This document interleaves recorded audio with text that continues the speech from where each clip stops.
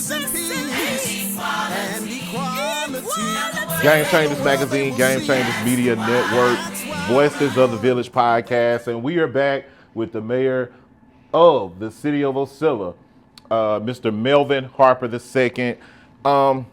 Before we went to break, Mr. Harper, Okay. we were talking about some of the great things that Ocilla does, some of the great things that Ocilla is about, education, agriculture. Yes. You know, the value, the historic value Yes. of the city of Ocilla. Yes. And recently, you were just elected as the mayor That's of right. the city of Ocilla. That's right. Through a special election. What pushed you and what made you say, I want to run? Well, to be honest, I never really thought about running before, and I have to be transparent because I felt that my voice and my influence was probably a lot stronger without anything. Being a pastor, just having a respectable reputation. And I've always served on local boards. I was serving on the zoning and our tax commission board. I was serving on with our Ocilla Civic Club, just being just a participator and a supporter of things that were happening. So what was really transpiring was it was late June. We were in a zoning meeting, and the county and the city had kind of started to have a little ruckus about solar. I imagine as you converse with some more people within the municipal and county that there's a big controversy about solar energy coming into some communities. Some are for it, some are against it, and we were meeting at the same time. There was an issue happening at City Hall, and so I left the meeting, once the zoning meeting had adjourned, and came right in here to a city council meeting, and I just didn't like some of the things that I saw, a lot of the things that I saw, but particularly a lot of the things that I had heard. Okay. And man, a long story short, I was getting my family and we were getting ready to go on vacation. And by the time I returned back, I had learned, I had no idea that kind of due to some of the stress of what was transpiring and happening here, that mayor had passed away. Okay. Because I had been having a lot of contact with that particular mayor, who had gone over and beyond to just really reach out to me. Okay. He would stop by the house, and I would come in, and he would leave notes. Hey, please call me, and I would be out to dinner, or lunch rather. And he and the then kind of city manager, they would, hey, can we come over and just kind of talk? And we were getting really, really acquainted with each other. So when I learned that he had passed away, immediately, because of all of these titles and hats that I wear, I'm a child of God. I'm a servant. I'm a preacher first before I'm anything. That is the calling of my vocation. Right. I honestly on that Saturday evening, heard from the Spirit of God say to me, basically in a nutshell, hey, it's time for you to do something. Okay. And I knew instantly that that's something that it was time for me to do, that this didn't involve me seeking or selecting who is going to be the next person, or let me put a bug in this man's ear or this woman's ear about stepping up to the plate. Right. But I was sure that the call of God and the voice of God was reaching out to me, that no, it's your time to do something. And so I really, really prayed about it, kind of wrestled with it, but there were too many, not even affirmation, man, there were too many confirmations to say and to suggest, hey, you know about obedience and how obedience is better than sacrifice. And then of course, in dealing with that, myself tried to tell self all of the reasons why I shouldn't, Right. Why I would never be the one. How could I ever be the one? And but I obeyed. Okay. I obeyed, and it the end of the story is a little better than the beginning because it worked. There was I qualified. I filled out the paperwork to properly qualify, and to my knowledge, there were 4 people in this race. Okay. And I got out and I campaigned. Yeah. I campaigned hard. I worked really hard. Okay. I tried to uphold my personal integrity to the public. Yes, Okay. my personal integrity to the public. I wanted them to know that, first of all, I was like, hey, I'm not a politician, but I had no idea that should I win the election, and I did, that the moment that I lift my hand and swear in, I automatically became a politician. Right. And there were some things that I had hoped to do. I surrendered those objectives and goals to God first, and then submitted them to the people, and I just kind of conveyed them to the general public, and they made their choice. It was highly speculated that there would be a runoff between me and another gentleman who had resigned from being a councilman. Okay. To be the mayor. Right. And but God was in it, man. That's another thing about Ocilla, man. God is here. God is in this city. Yes. And yes. you know the old saying, what God has for you, it is for you. It is and for so you. That's what happened, man. That's what transpired. And I'm very proud. I'm very honored. Right. I'm honored to serve. Every day I arise with the personal intent to always represent my city. Okay. To never do anything intentionally to embarrass my family. And when I say my family, man, my father and my mother, Right. they're still with me. They've been married over 51 years. They were married way before I got here. I have a daughter who is obtaining a law degree, Okay. and I just try to do everything respectful. And sometimes there are challenges and changes that happen along the way, man. Right. Because you don't always get what you want. Right. Things don't always go your way, and sometimes it gets so difficult it makes me want to grit my teeth. But before I do anything stupid or just react out of emotion, Okay. I always think about them. I always think about my family. I always think about the public. I always think about it was hot during the summer that I campaigned. It was unusually hot. Okay. It's It's usually hot in this area. It's usually hot in this area, but it was Right. crazy Yeah. hot. Yeah. But man, I saw little white grandmamas and black grandmamas Right. go down in early voting. Okay. I saw people going to the polls in the rain. Oh wow. In the midst of this is rural South Georgia now. We have thunderstorms. Listen, Yeah. we are the capital of thunderstorms. I saw them Yes. get out in thunderstorms. I saw people go out and vote without umbrellas. Right. I saw agricultural workers getting off the back of tobacco trucks. Right.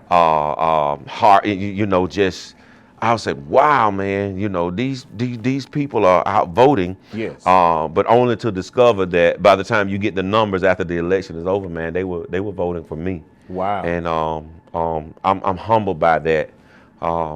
Yeah. Yeah, and it's interesting because, in the first segment, we talked about how the city of Ocilla started out as a segregated community, Yes. education-wise. Right. We all know that Georgia was one of the last states That's right. to abolish slavery Yes. and that type of thing. But Yes. when it comes down to it, I see it where Ocilla, the city of Ocilla, is growing. Yes. And when I say growing, with the education system being segregated from the 1800s to now 2025 or That's right. 2024 when you were running, it seems like it wasn't about being an African American thing. It was about being a people thing, because Yes. you didn't have where, even though Ocilla is majority black, African American, you had whites and blacks on both sides voting and supporting your campaign. Yes. What did that make you feel like? It humbled me. Okay. Because I would be dishonest if I would tell you that that being reared and raised from here, that I'd never had any encounters Right. With racism or prejudices. Right. But uniquely so, you learn through your ancestors. And sometimes lessons are not always learned through your own people. Sometimes they're learned through people who don't look like you, who don't have the same color skin that you have. But through all of that, what this election taught me was that people in Ocilla, Georgia, were not just tired, but they were sick and tired of the status quo. Okay. They were looking for a genuine leader, not a general leader. They were looking for someone genuine. They were looking for someone who had it in their heart, that has the right spirit, the right attitude, to just kind of help turn this place around. What I love most about this, the city of Ocilla has not placed the burden on my shoulder alone for me to get this work done by myself. The spirit that is arise now is everybody kind of got their shoulder to the wheel. Yes. You see people doing the work. Right now, man, we're in the midst of one of the most crazy economic growth here in Ocilla. You know, we got a, you know, it's small to some people, but we got a new restaurant. And I think you were here when you're traveling, man. You'll never come through Ocilla and see traffic this busy. It's not just temporary. It's here to stay. Yes. And it's incoming. So what this election has taught me it's taught me to humble myself even the more. How to look out for all people. How to calm down and slow down. And when a citizen has a complaint, or if they have a concern, or even if they have a question, to the best of my ability and knowledge, help them. Listen to them. And I got a lot of that in me from being a pastor, but now I'm a mayor. I'm a pastor / mayor. And so just this morning, man, I was a little delayed with you because while I was next door, there were some concerns that people had. And I don't always have the answer to their questions, but I can't always promise them answers, but what I can promise them is I can go and do the research and find out. And when I get back with you, if I don't have the answer, and I'm not ashamed to say, hey, I don't know, because I'm still really, really fresh in this. You know, winning a special election means that you're finishing out the term of someone else. And so while finishing out someone else's term, I'm trying to do all that I can in this term, and you know, have hopes that the public will be satisfied and pleased with the results of what's happened this far, that the next election that they will say, hey man, this guy deserves 4 years. He deserves a full 4 years like anyone else. And I'm just hopeful, man. I'm just hopeful by the things that I see. But it's been a lot that has happened that is I don't even want to use the word changed. But additions. Yeah. Not a lot has really changed, but because there have been some changes, but to me personally, it's more like additions that we've added some things. We've added to the spirit of this community. We've added to the way that people are purposefully, watching the way that they talk. You know, you hear politeness. I'm hearing people say, excuse me. And we've gone back to the day of, hey, ma'am, how you doing? Good day. You know, people are waving again. You go to one of our restaurants, you go to the Catfish House. Yeah, I know it sounds, Catfish House. Men are holding the doors open for women. Chivalry has come back. Yes. Honor and dignity and just a hometown pride spirit has arisen back amongst us. And man, we're proud. I'm great. I'm honored to be the mayor of this place. I really am. Man, that is awesome. That is awesome. And you talked about coming into, when you were running in your election campaign, about the city of Ocilla being rural progressive, weather where it's storms. Yes. And it's crazy because you came in during a time when Hurricane Helene hit. Yes. You know, so you had to. I know you labeled yourself as a politician, but from the work I've seen you do, I'm hearing and I'm seeing a civil servant. Okay. Right. Okay. I'm hearing okay. I'm seeing a civil servant. Okay. Now, during the time when you first, I believe when you first entered office, Hurricane Helene happened, right? Some months. Some months after, yes. Some months after. Some months after. Yeah, I was almost at the year mark. Okay. Yes. So you immediately had to respond to a traumatic situations where, I mean, people were losing their home. This thing really took people's lives, people's homes. It did. Changed people's lives. Yes. How did you bring back hope to Ocilla, and what were some of the things you had to do to respond when it came to you know that disaster relief and being a leader in your community? Wow, that's a loaded question. Well, first of all, we were myself, our police chief, our public works director, our fire chief, even our utility director. Every one of us, our city clerk, every one of us had been coming together like meeting on what we would do in the event that our city was ever faced with a state of emergency. Okay. Now, again, we have thunderstorms all the time. Right. But nothing ever happens in Ocilla. A hurricane, a tornado, it'll hit here, and sometimes we'll get the backlash of it, but nothing ever has ever happened here to shut Ocilla down until Hurricane Helene. Much of our success that we experienced in a tragic time, during that tragic time, because it was a tragedy, was lifted because we put the work in together as a unit. It wasn't just the mayor, it wasn't just the police chief, it was everybody. We all had our hands to the fire. That hurricane came, man, and it came in the middle of the night. One of the first things that I remember happening is that we all had our cell phones and we were all connected. We all lost power. We lost Wi-Fi signal. We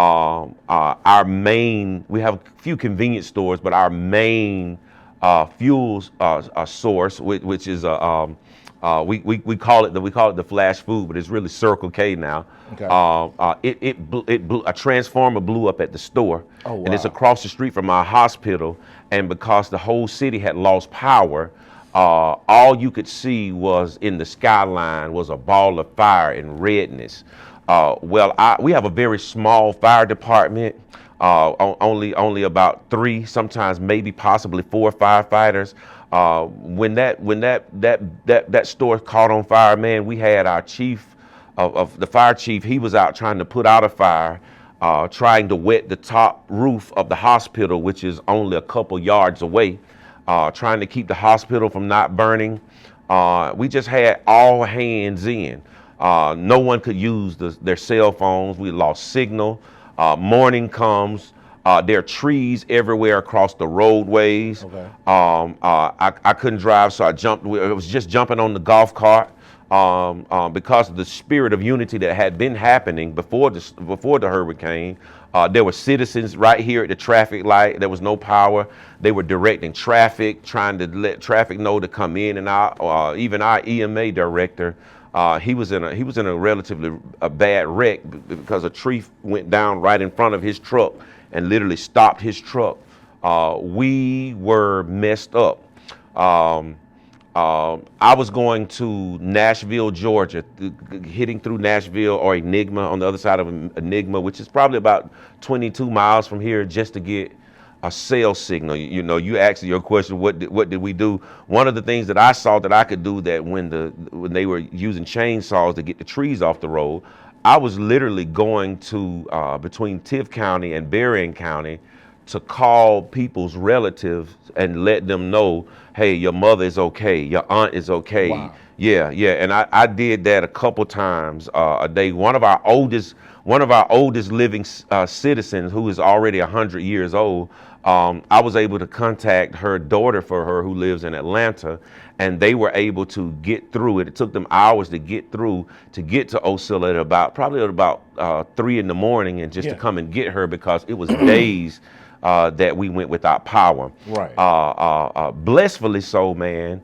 When I would go and try to make these calls, I was hearing from our senators. Okay. I was hearing Senator Warnock had given us a call. Man, they did a marvelous job. He said, "Hey, man, what do you need?"